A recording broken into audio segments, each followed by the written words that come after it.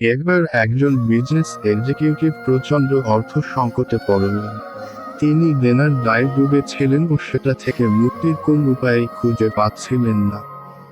তার বিনিয়োগকারীরা মুখ ফিরিয়ে নিচ্ছিল, সাপ্লায়াররা তাদের অর্থ ফেরত চাচ্ছিল।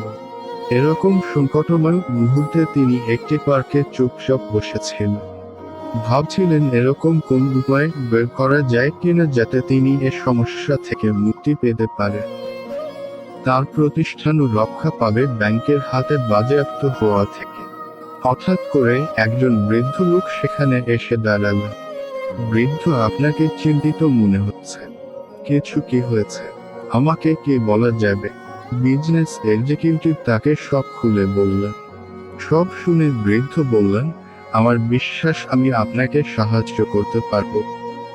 তিনি লোকটিকে তার নাম জিজ্ঞেস করলেন, একটি চেক বের করে তাতে বিজনেস এক্সিকিউটিভের নাম লিখলেন ও স্বাক্ষর করে চেকটি তাকে দিলেন। বললেন, এই চেকটি রাখুন।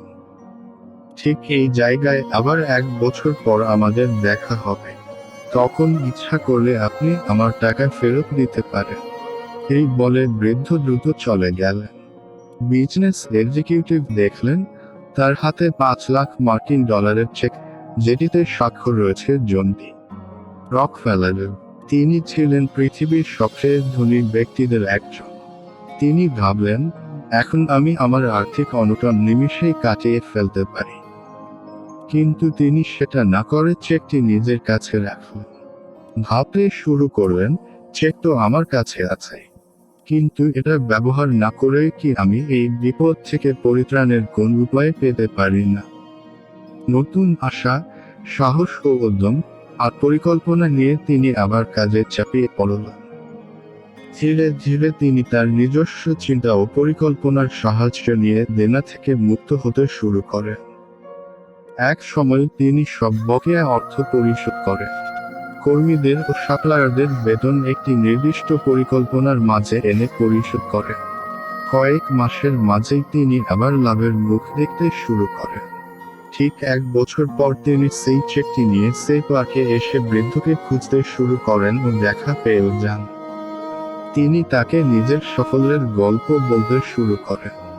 এরকম সময় একজন নার্স এসে বৃদ্ধকে টেনে নিয়ে যেতে থাকেন। নার্স বিজনেস এক্সিকিউটিভকে বললেন, আপনি ওনার কথায় কিছু মনে করবেন না। বার্ধক্যজনিত কারণে উনি কিছুটা এলোমেলো আচরণ করেন ও নিজেকে জন ডি রকফেলার বলে দাবি করেন। এই বলে নার্স বৃদ্ধকে নিয়ে চলে গেলেন। হতভম্ব হয়ে ব্যবসায়ী ভদ্রলোক দাঁড়িয়ে রইলেন। তিনি বুঝলেন, তার সাফল্যের কারণ আসলে চেকটি নয়, বরং তার মাঝে পুনরায় জন্ম নেয়ার সাহস ও আত্মবিশ্বাসী তাকে ঘুরে দাঁড়াতে সাহায্য করেছে।